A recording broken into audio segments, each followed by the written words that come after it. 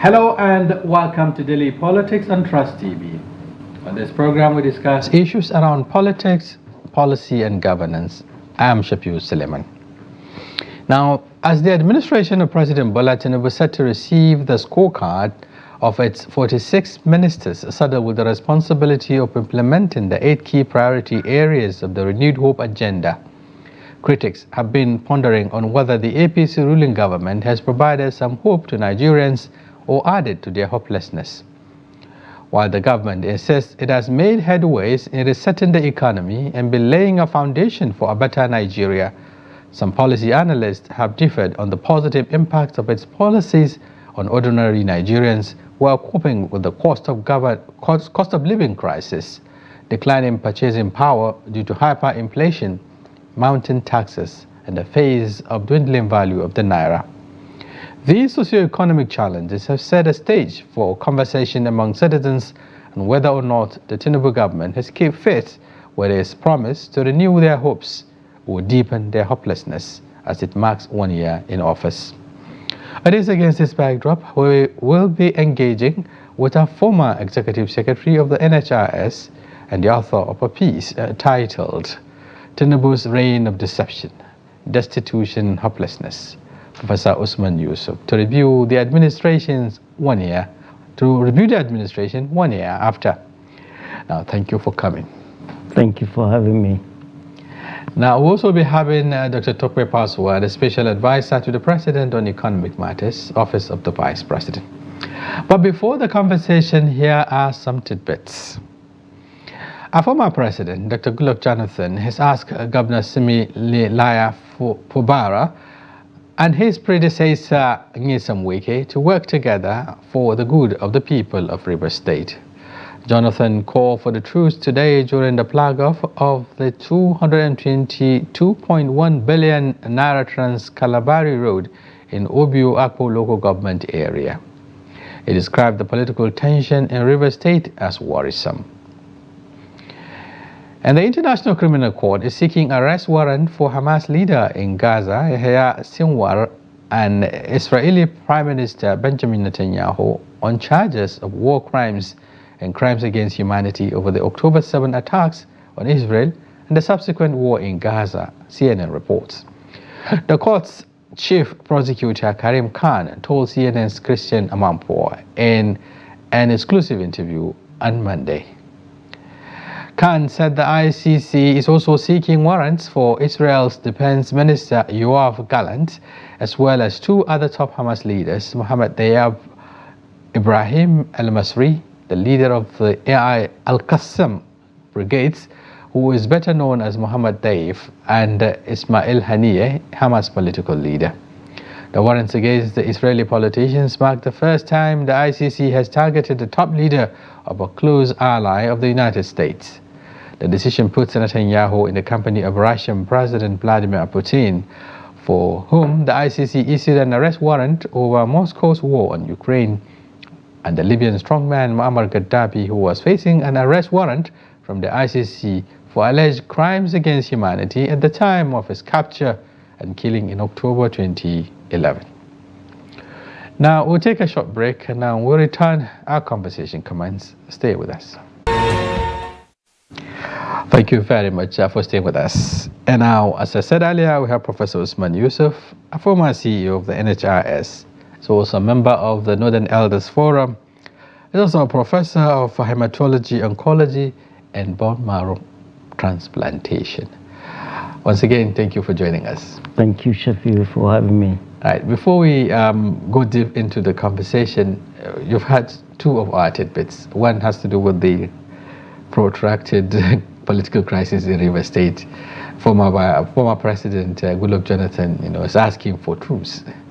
I know you've been following that development. What's your take on it? Right. I mean, so elders are stepping in to do the right thing. And this is what elders should be doing. And I applaud President Goodluck Jonathan for stepping in. Just like former head of state Gowon stepped into this and sorted out this Niger crisis. So these are the kind of situations that elders need to step in and not be quiet. Right. I applaud President Goodluck Jonathan, and I ask all the warring factions in River State to back off and allow Governor Fubara to do what he's elected to do. Right, okay. Let's take the next one, even though I wanted to ask a follow-up question with respect to the fact that President Bola Tinubu has also intervened at some point. They even came up with an 8-point resolution that did not work. Yeah, they didn't listen to him. Anyway. Okay. All right, so let's look at this, attempt by the ICC now to prosecute Benjamin Netanyahu, Prime Minister of Israel. Israel, and of course some Hamas leaders over this continuous genocide, in Gaza and other parts of the. What do you make of this resolution now? Right. I have always said problems are local, solutions are local. That's right. We have tons of problems here in Nigeria. My Gaza is Faskari, is Zamfara, is Maradun, is I see Nigerians looking elsewhere instead of focusing on issues. The Gaza but crisis. Genocide anywhere is genocide. We are going through a lot of genocides in our backyard. Hundreds in Gada, in the Plateau, in Niger, and nobody is talking about it. What is happening in Gaza, honestly, is very depressing, distressing, and sometimes I honestly don't want to talk about it. But this is a crime against humanity. But we have our Gaza here in Nigeria that we should be talking about. That's right. For the first time, ICC is coming up. Whether it can bite is another thing altogether. Yeah. Charging the likes of Benjamin Netanyahu, for crimes against humanity. Yeah, it's a mess. All right, okay. Let's look at our situation here in Nigeria. A government, of renewed hope, clocking a year in office. You wrote a piece, government of deception, destitution and hopelessness. Is it all bad stories though in the last 1 year? Well, if there is good story, I need them to show us the good story, not propaganda. Shafiu, we live in Nigeria. We don't live in the villa or in government houses where we're all surrounded by people with guns, disconnected from realities of our people. Realities of our people is people are suffering. There is hunger in the land. And our leaders are disconnected. They do not understand it. They don't want to understand it. So this is our reality. People are suffering. I've lived long enough in this country. I'm 63, alhamdulillah. I've never seen this much suffering in our people. In a country where we've not witnessed drought because of rainfall shortage, or we are not at war, we're seeing our women lining up to receive cups of rice, like they do in war-torn Sudan and Gaza Strip. And then at the same time, you come to Abuja, you see billions of construction. You see the president spending 15.6 trillion of our money in a highway. 15.6 trillion, by the way, is 56% of the total budget of 2024. So construction there, poverty, penury, and people lining up to receive. And you tell me you're coming to tell me any good story? We see well, isn't that a good story on its own? Because they're talking about connecting a number of states, Shafiu, you didn't call me here to annoy me. To be honest, this highway is misplaced priority, and did not go through due process. Everybody knows it. In the 25 years of democracy that has come to Nigeria, we've never seen this blatant, brazen impunity that this president has exhibited in awarding this contract to his friend without due process. And 56% of the total budget of 2024 is given to. So let's talk about issues, but this is brazen impunity and should not be allowed to continue, to be honest. In a place where people are lining up to get cups of rice, So you think that it's insensitive, to even come up with such a... It's not only insensitive, it's reckless, it's irresponsible. Financial irresponsibility in a country where people are suffering, in a country where you're asking people, citizens, to go through sacrifices. You are not showing any sacrifice, you're giving contract to your friend, bosom friend, bypassing due process.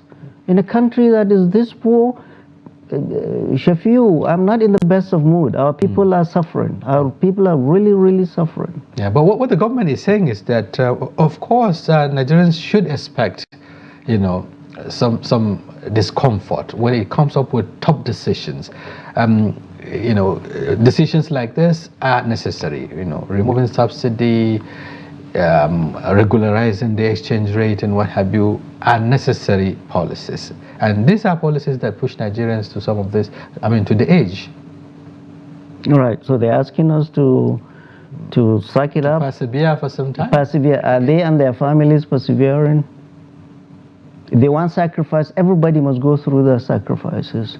But see the recklessness we are seeing in government. And this prescription is World Bank prescription.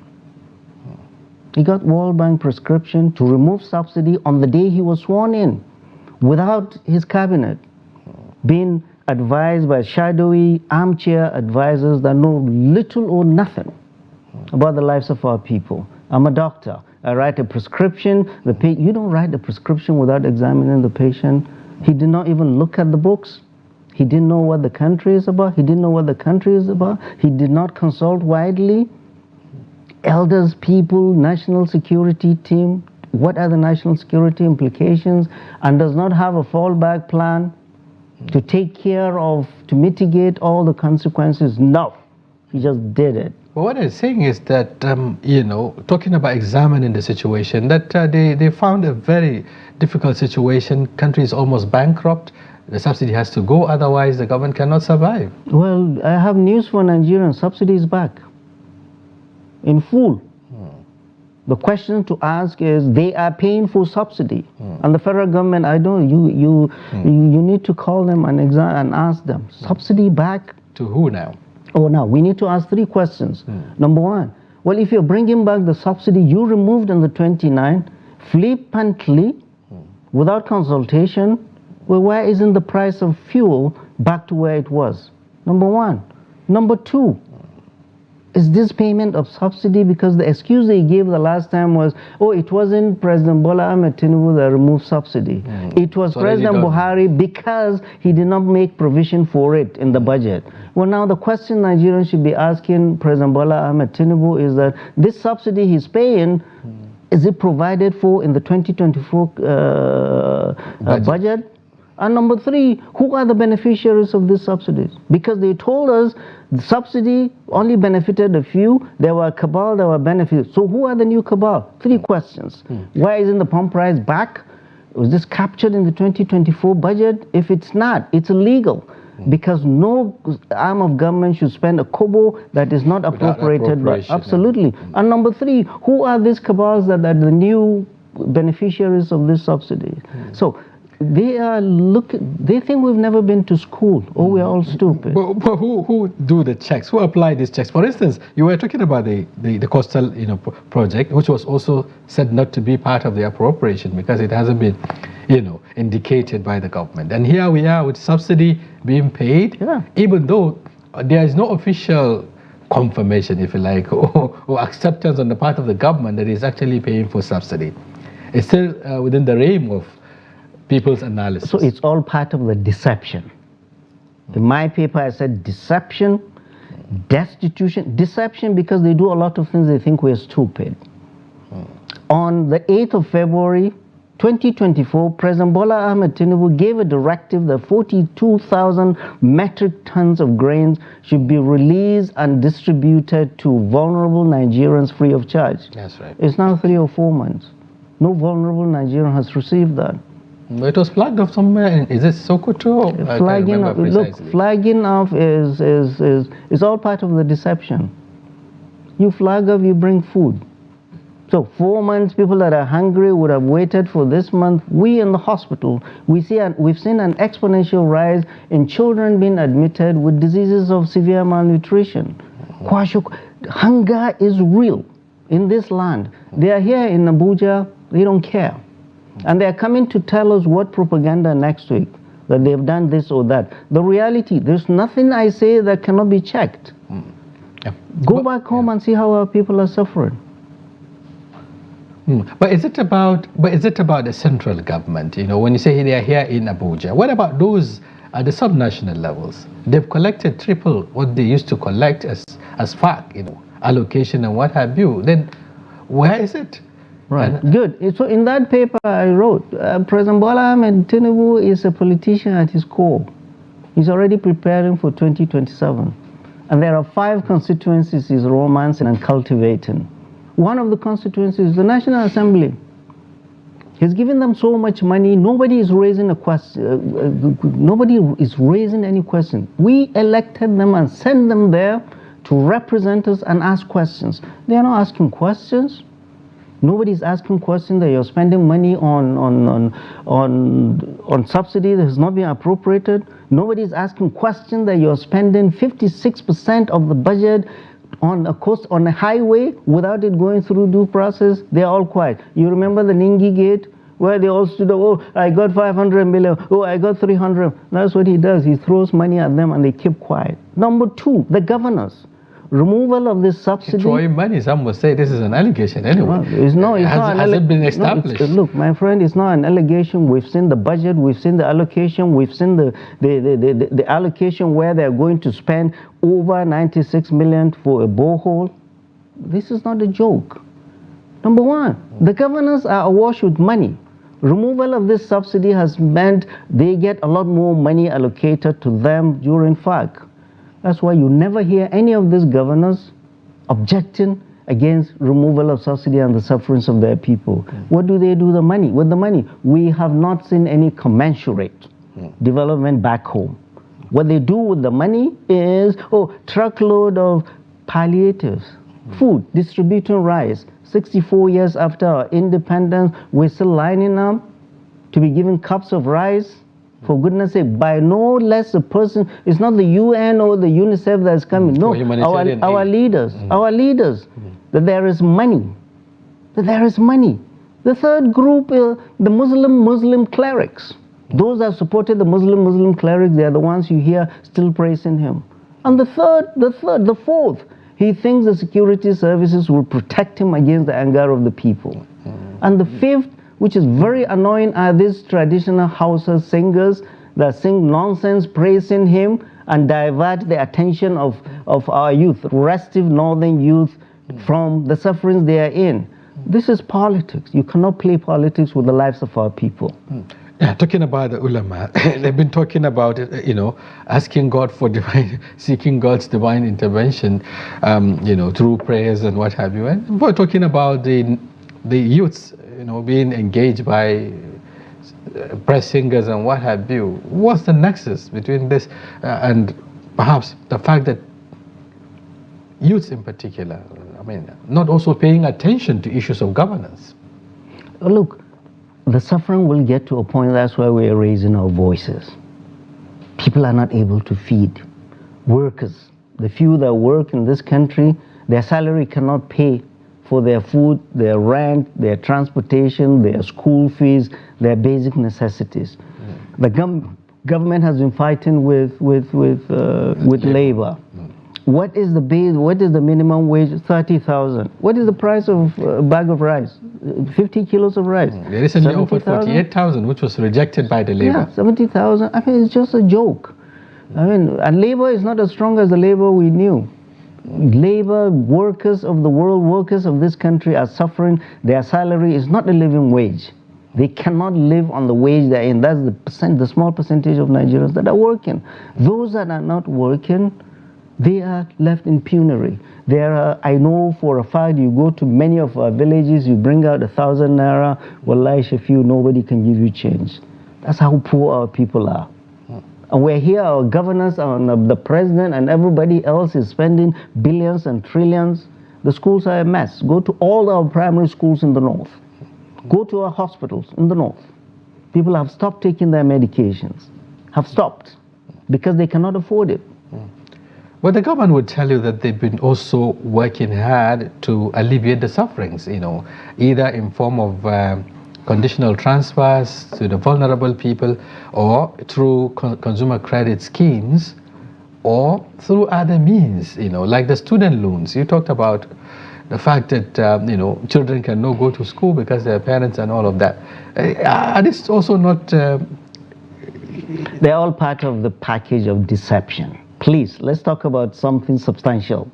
Conditional transfer, whatever. Is that not the humanitarian credit scheme? Is that not the humanitarian whatever ministry that they did this? They bring, and even the World Bank, is it the IMF that told them, stop bringing all these things, all these measures. We're going to do this, we're going to do this, you end up doing nothing. You end up doing nothing. This is the way they want to bombard the market with, oh yeah, we are creating this and that, then it's over. Oh, we are creating this and that. Go and look how many agencies or whatever they have, initiatives they have created since they came. What have they done? It's all talk and grammar. Yeah. But some say, getting the result this quick, it's not a possibility. Well, you have when you put in policies, you expect them to take some time to germinate and perhaps to impact, Right. So I honestly have not seen any policy. All he's done is get prescription from the World Bank. Remove subsidy. Devalue your currency.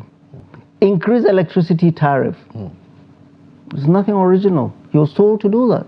Yeah. Our former presidents have been pressured by the World Bank and IMF to do that. But they were smart and wise enough to know the impact of that on their people. But he accepted that and gave that prescription to our people. And our people are suffering because of that. But it's also reversing, At the point people are crying, they listen. And they said it's a listening government. When they talk about the cyber security levy, they had to withdraw it. Here we are talking about returning the subsidy. All right. Talk to me about this cybersecurity levy. So this government, President Bola Ahmed Tinubu's government, thinks he can overtax us. This is exactly his modus operandi when he operated in Lagos. Taxation. There is no economy that will grow with overtaxing your people, citizens, beyond their ability to pay. Taxes do not grow economies, only production. We have not, our economy, the fundamentals of the economy are not good. And you're overtaxing, you're increasing electricity. Companies are letting people go off. How can you produce anything with this much electricity? In the hospital, they're on health. This increase in electricity tariff, will be the last thing that will break healthcare in this country. Medications cannot be stored. Even you go to mortuaries, they're smelling because of lack of electricity. There was a doctor that was complaining because he got electricity bill of 25.3. So they sit down and just make things from the sky without... Yeah, but the metric is that, if there's increased tariff and there is power supply, there's improvement in supply, it benefits the consumer. Instead of you using the money to go and buy fuel to power a generator, if there is an increase in tariff and then there is improvement in supply, it makes sense. So what do you do with all the tariffs you've been getting? At least during Abacha, when he removed subsidy, the excess money, we knew he did PTF. And we are still seeing the benefits of PTF. So what we are seeing, removal of subsidy, all the money you got, what you did was just give some to the governors. You don't know where the rest is going. And you're saying you're going to increase the tariff in electricity, but you're not going to tell us where this money is, what are you going to use this money for? You are not consulting anybody. The minister just comes out and says all of that. He cannot even defend himself. It's like they just sit down and do permutation in a calculator and they think they will throw it at people. With our National Assembly that's just sitting there, do nothing National Assembly. You cannot allow continuing hardship on our people. Overtaxation that worked in Lagos will not work on the big stage. Nigeria is the biggest stage in Lagos, and looks like, and I've said it in that paper, the managers of President Bola Ahmed Tinubu, they are looking more like tax collectors than economists. The economists, no real economist will tell you overtaxation will do anything. Yes, but the concern here is also they look at some of you as also armchair critics. No, we're not. Sometimes you don't provide solutions. Take, for instance, you talked about the fact that overtaxation, will not grow the economy, but production. So how do we get into production? How do we encourage productivity? Good. So at this stage, he wants us to tell him. He was the one who said, Emiloko, it's my turn. And Nigerians, whoever voted for him, went and voted for him. But as citizens, no, look, just wait. As a citizen, I'm doing what I'm supposed to do. Right. Being engaged in the process. You said you could do it, but all of a sudden, of a sudden, you came on the big stage. You had nothing. When did this renewed hope agenda come? Definitely not before the election. It was after he won the election they gobbled something up. They have no plans, none whatsoever, and they're expecting me to give them economic plans for the economy or plans for this thing. If they want plans for health care, we have competent Minister of Health there. He doesn't need my advice. But the economic team, they are tax collectors. They are out of their depth, to be honest. As a patriotic Nigerian, you are also interested in seeing that Nigeria returns to productivity, which will set the stage for accelerated development. The question is, how do we get there? Right. How can you, Shafiu, before I came into this building, I had the generator running. How can you run a business with high energy costs? High energy cost is a killer of any business. You went and increased the tariff, number one. And you went and increased the interest rate, 20-something%. Ask what is the interest rate of the UK, 5 point something. The Federal Reserve in the United States, 5 point something. The EU interest rate is 4 point something. Here you are, you have very high interest rate. You know why they have the interest rate? I'm not an economist, but I have friends all over the world here in this country that we went to, first-class economists that we all consult. The reason they increase the interest rate is to... Isn't it to tighten to provide a tight regime that would discourage inflation that is rising? No. They got it wrong. They don't. The primary reason is to make whatever. This is for portfolio investors from outside. Very high interest rate in Nigeria. They bring their dollars here. They drop for 6 months. They get their money and they're out, and the naira will be down. This is all voodoo economics, killing our people. Right. Okay, we're rounding up now, but Nigerians still want to hear, perhaps from you, beyond, I still insist, beyond, pinpointing some of the shortcomings, you may have 1 or 2 ideas that would help change the narratives. Number one, reduce the cost of governance. You are spending billions and trillions on things that do not have any basic impact on our people. This Calabar, whatever way, must go through real process. And the governors must do what is right. The money must be reflected in the development of their people. Food must be provided.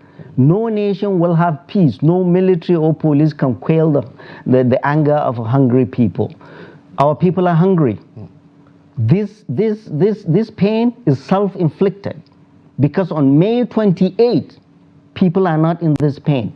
If you want us to be in pain, we want you also to be in pain, reduce all the costs of governance. But renewed hope agenda we've seen is nothing but, has brought us nothing but hopelessness over the last 1 year. And there is nothing they're going to tell us this week or the week after to tell us they've done anything. They've done nothing but inflicted pain and suffering on our people. That's some would say that's their opinion. It's not an opinion, it's reality. Deeper. No, it's reality. Okay, thank you very much, Professor Usman Yusuf, for giving us your perspective on this very important topic. We really appreciate your coming. We hope to have you some other time. Thank you.